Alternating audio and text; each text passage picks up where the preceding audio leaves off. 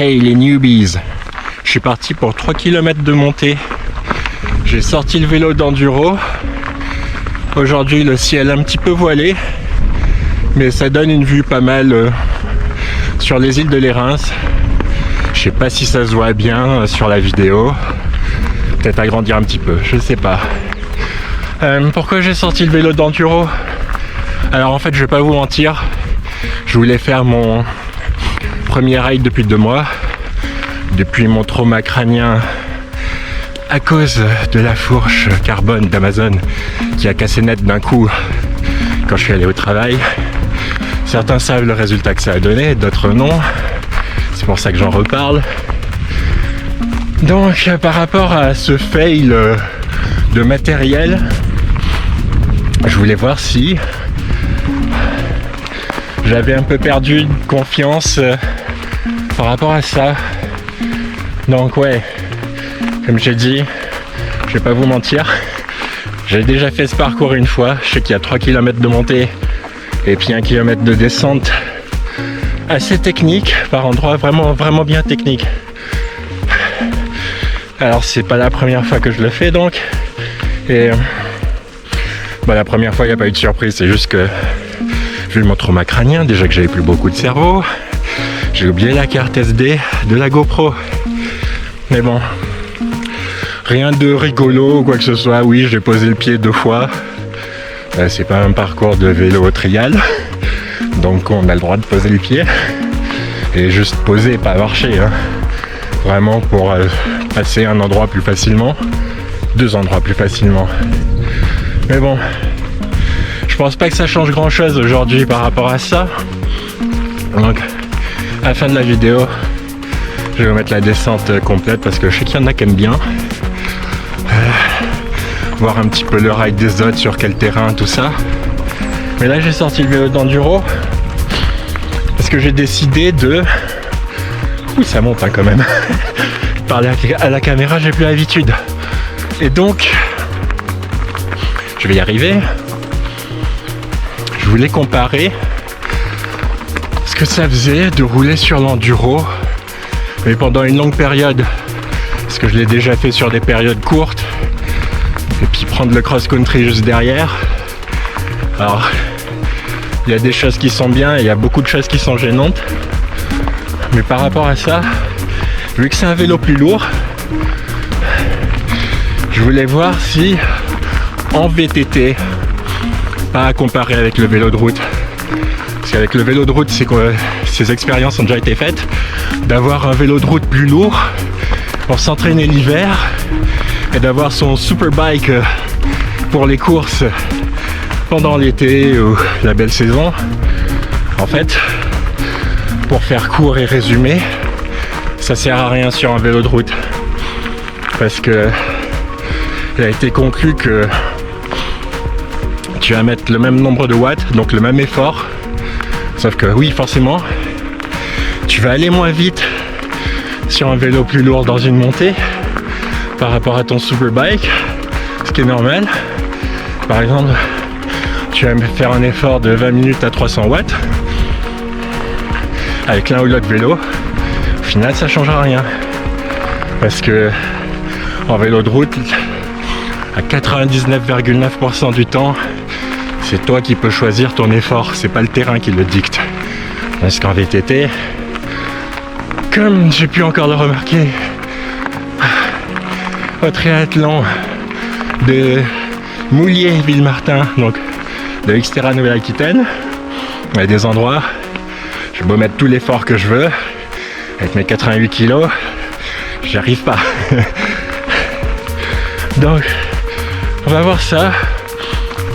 Là, on est mi-novembre, quelque chose comme ça. Je vais arrêter de monter. Ouh. On est mi-novembre, presque. Et je vais jusqu'à février-mars, jusqu'à mars, je vais rouler uniquement quand je ferai une sortie VTT. Le vélo d'enduro. Et puis, en attendant, pendant toute la descente, ce que je vais pouvoir faire en voix off, c'est de vous donner mes premières impressions sur le court terme que j'ai déjà fait quand je passe du vélo d'enduro au cross-country et puis inversement. Allez, je dois avoir encore 1 kilomètre à grimper et puis ensuite c'est la descente, go. Bah voilà les noobs, on y est. Donc voilà, non, en fait, voilà on y est, mais c'est tout plat quand même sur la GoPro, oui je sais. Donc pas beaucoup de virages quand même, mais super technique. Enfin pas d'épingles etc, mais bien technique. Et puis vu que je l'ai déjà pris une première fois, il y a plein d'endroits où je me suis dit là tu peux lâcher les freins. Mais bon, j'ai pas un manque de confiance totale, j'ai pas perdu la confiance, mais bon, quand je roule tout seul sur le vélo d'enduro, surtout que c'est que ma deuxième reco sur ce terrain, je le connais pas super bien encore. Ce qui fait que j'y vais un peu plus mollo que d'habitude, quoi qu'il arrive. Voilà, donc je pense qu'on est parti là, allez go. Alors mon ressenti court terme en passant du cross-country à l'enduro. Le guidon de 800 mm semble énorme. Ça grimpe les montées comme un cochon. Je sens que j'ai beaucoup plus de grip et de freinage. J'ai une bonne idée de quoi est capable un VTT d'enduro, mais j'ai toujours malgré ça un peu d'appréhension lors de la reprise.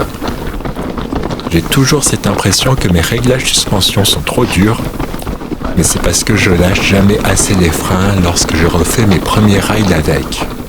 Aussi, ça me surprend toujours lors d'une bonne descente bien technique comme celle-là, que j'ai les mollets qui chauffent, qui fatiguent.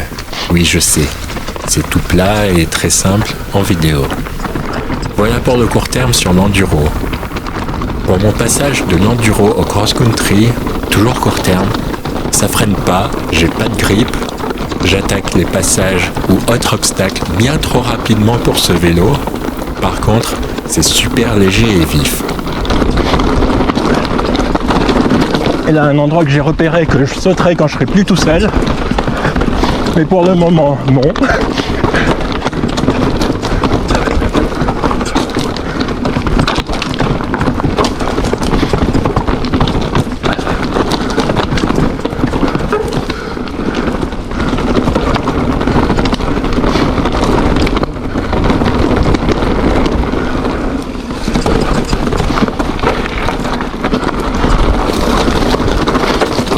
Très franchement, je me sens à l'arrêt complet.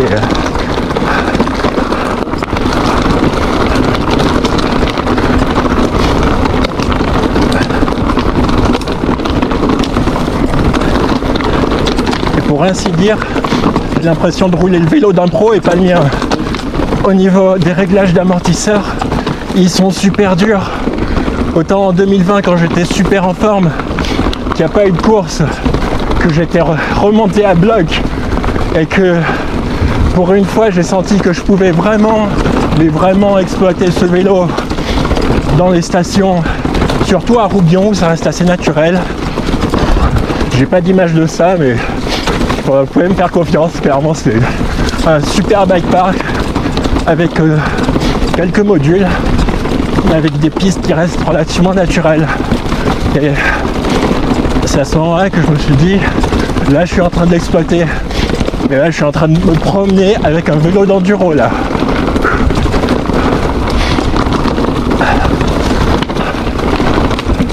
Je suis très loin de ce que ce vélo est capable de faire et de descendre à des vitesses que pour l'instant je suis en train de faire n'importe quoi.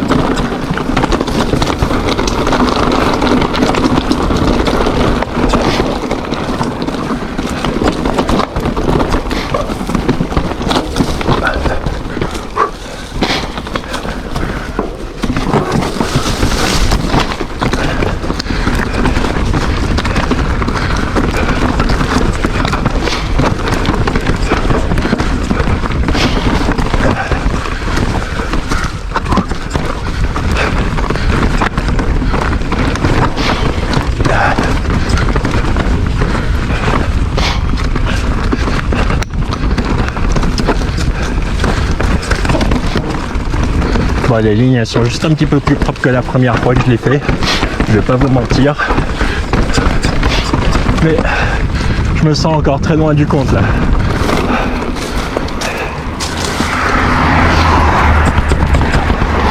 Et voilà, retour à la case départ.